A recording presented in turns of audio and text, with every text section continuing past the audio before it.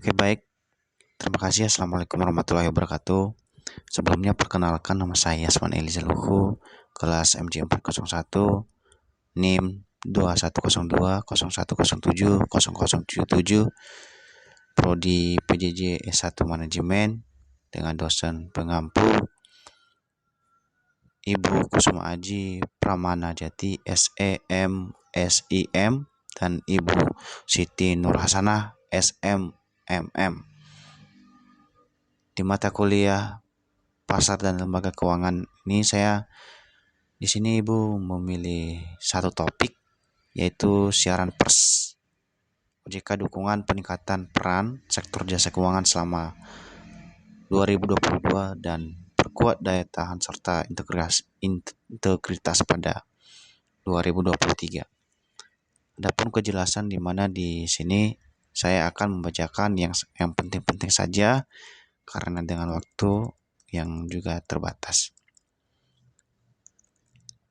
Jakarta 2 Januari 2023, Rapat Dewan Komisioner Bulan Otoritas Jasa Keuangan atau OJK pada 28 Desember tahun 2022 menilai stabilitas sektor jasa keuangan tetap terjaga dan kinerja intermediasi lembaga jasa keuangan LJK konsisten tumbuh meningkat sehingga dapat mempertahankan momentum peningkatan kinerja perekonomian nasional di tengah tingginya ketidakpastian global.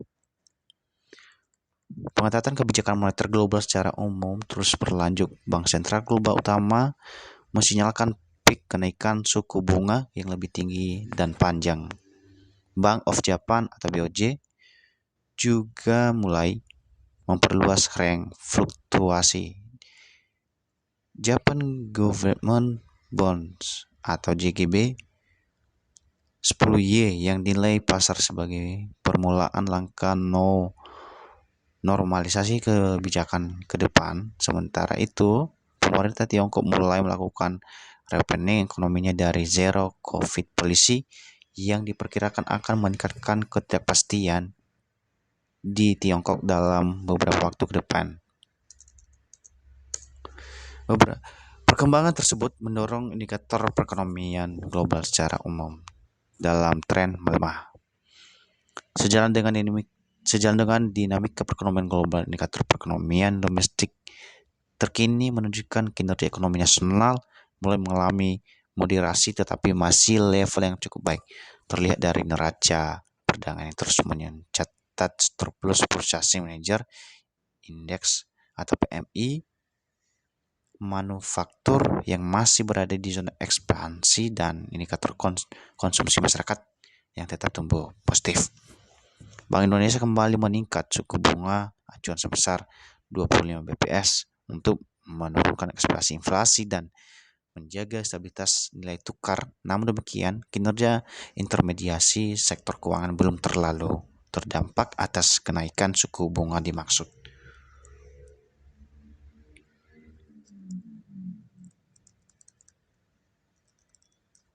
Di sini ada pada pasar saham pada tabel ya. Kalau misalkan kita dilihat pasar saham hingga 30 Desember tahun 2022 melemah sebesar 3,26%.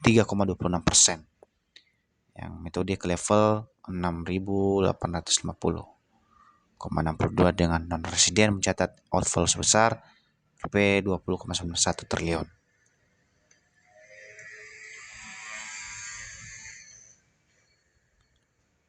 Oke, di sini lebih lanjut, kinerja reksadana mengalami penurunan tercermin dari penurunan nilai aktivasi bersih atau E6B sebesar 1,47% dengan metode DRP 504,62 triliun dan tercatat redemption sebesar Rp 0,76 triliun. Oke, saya mau persingkat saja di sini. Dana pihak ketiga atau DPK pada November tahun 2022 tercatat tumbuh 8,78%, YAI menjadi Rp 7,974 triliun. Yang utamanya didorong peningkatan tabungan dari deposito. Oke, Risiko kredit melanjutkan penurunan dengan rasio NPL net perbankan sebesar 0,7% atau NPL gross 2,65%. Di sisi lain, kredit restrukturisasi COVID-19 mengalami perkembangan positif dengan mencatat penurunan sebesar Rp 13,27 triliun menjadi Rp 499,87 triliun dengan jumlah nasabah juga menurun menjadi 2,40 juta nasabah di Oktober tahun 2022 dan sampai 2,53 juta nasabah. Oke, langsung saja kita lanjut. Di sini pada sektor IKNB, akumulasi pendapatan premi sektor asuransi selama periode Januari sampai dengan November tahun 2022 mencapai Rp 280,24 triliun atau tumbuh sebesar 0,44%. Oke, kita lanjut. Kinerja fintech peer-to-peer atau P2P lending pada November 2022 masih mencatatkan pertumbuhan dengan outstanding pembayaran tumbuh sebesar 72,7% dan meningkat sebesar Rp 0,96 triliun dibandingkan posisi per Oktober di tahun 2022 menjadi Rp 50,30 triliun. Sementara itu, tingkat risiko kredit secara agregat TWP 90 ini tercatat menurun menjadi 2,83% di bulan Oktober tahun 2022 atau dibagi 2,90%. Namun demikian, OJK mencermati tren kenaikan risiko kredit dan penurunan kinerja di beberapa fintech P2P lending.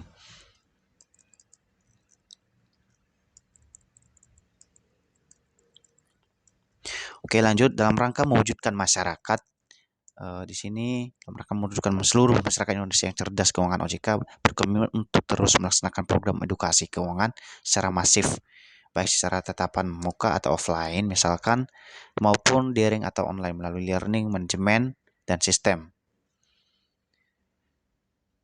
atau LMS dan media sosial. Sepanjang tahun 2022, OJK telah melaksanakan 1.897 edukasi keuangan yang menjangkau 9,1 juta orang atau peserta. Selain itu, sikap uangmu sebagai saluran media komunikasi berupa manajemen dan aplikasi yang khusus menginformasi konten terkait edukasi keuangan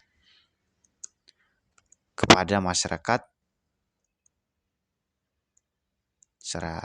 telah dipublikasikan oleh konten dengan jumlah pengunjung sebanyak 2,2 juta viewers.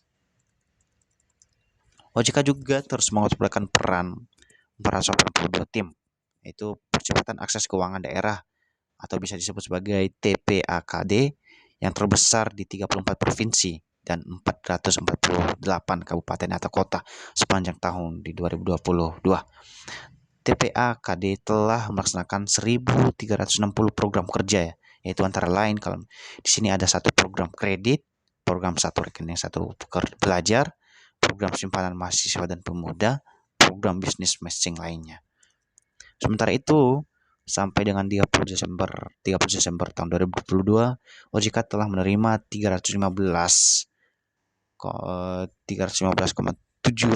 layanan termasuk 14.764 pengaduan, 92 pengaduan berindikasi pelanggaran dan 3,018 sengketa yang masuk ke dalam LAPS SJK. Dari pengaduan tersebut sebanyak 7.419 merupakan pengaduan sektor pasar modal. OJK telah menindaklanjuti pengaduan tersebut dan tercatat 13.332 dari pengaduan tersebut telah terselesaikan. Dan di sini pun perkembangan kebijakan di sektor jasa keuangan dalam rangka menjadi stabilitas sektor jasa keuangan memperkuat dan mempertahankan industri jasa keuangan, dan meningkatkan dukungan sektor keuangan dan pemilihan perekonomian nasional jika telah mengambil beberapa kebijakan antisipatif dan terukur di tahun 2022. Kebijakan tersebut meliputi area kunci yang terdiri dari mitigasi peningkatan terhadap stabilitas sektor jasa keuangan, dan di sini ada kebijakan juga mendukung pemulihan perekonomian nasional serta penguatan infrastruktur sektor jasa keuangan.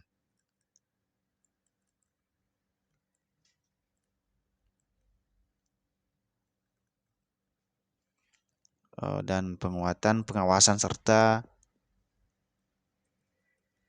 di sini ada serta integrasi pasar dan sektor jasa keuangan.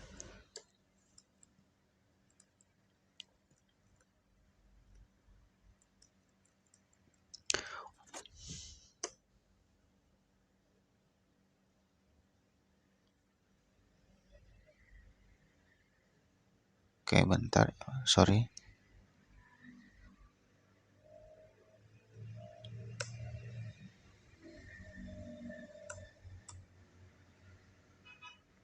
Oke, untuk mendukung prinsip mendukung prinsip kehati-hatian dan pengelola risiko dalam penyelesaian dana dan penyaluran dana, BPR dan BPRS OJK telah menerbitkan risiko dalam penyediaan dana penyaluran dan BPR. Dana BPRS OJK telah menerbitkan peraturan OJK nomor 23 POJK 0 atau 2022 yang mengatur antara lain mengenai cakupan pihak terkait perlakuan batas maksimum pemberian kredit atau dana BMPK atau BMPD tertentu.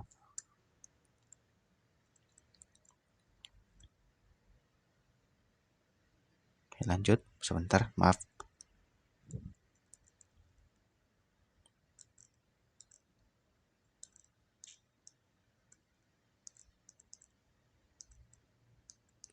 Oke, kelima, peningkatan literasi dan inklusi keuangan serta penguatan perlindungan konsumen.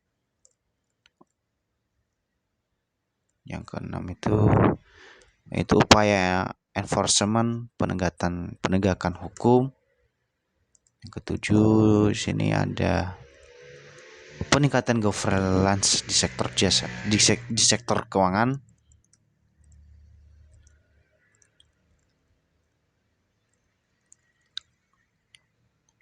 Dan selanjutnya dukungan terhadap inovasi keuangan digital. Terakhir, kedepannya OJK akan terus WWHS mencermati perkembangan perekonomian dan sektor keuangan di tahun 2023, terutama terkait dampak berakhirnya pandemi COVID-19 di Indonesia. Implementasi undang-undang dan pengembangan dan penguatan sektor keuangan, Undang-Undang P2SK, serta dimulasinya tahapan pemilihan umum. Dalam kaitan itu, OJK akan mempersiapkan respon kebijakan yang terukur dan tepat waktu untuk merespon perkembangan isu-isu strategis tersebut dengan berbagai langkah kebijakan yang diambil dan didukung dengan sinergi OJK bersama para pemangku kepentingan terkait serta perkembangan yang baik di tahun 2022 yang baru dilewati. OJK optimis sektor jasa keuangan mampu berdaya tahan dalam menghadapi tantangan ke depan dan kepercayaan masyarakat terhadap sektor jasa keuangan tetap terjaga sehingga dapat memberikan manfaat lebih luas bagi masyarakat dan perekonomian nasional di negara Indonesia. Oke, sekian dari Ibu dari Yasman yang memilih topik untuk UAS ini tadi. Pers, sebelum saya mengakhirinya, saya salam kembali. Assalamualaikum warahmatullahi wabarakatuh. Terima kasih.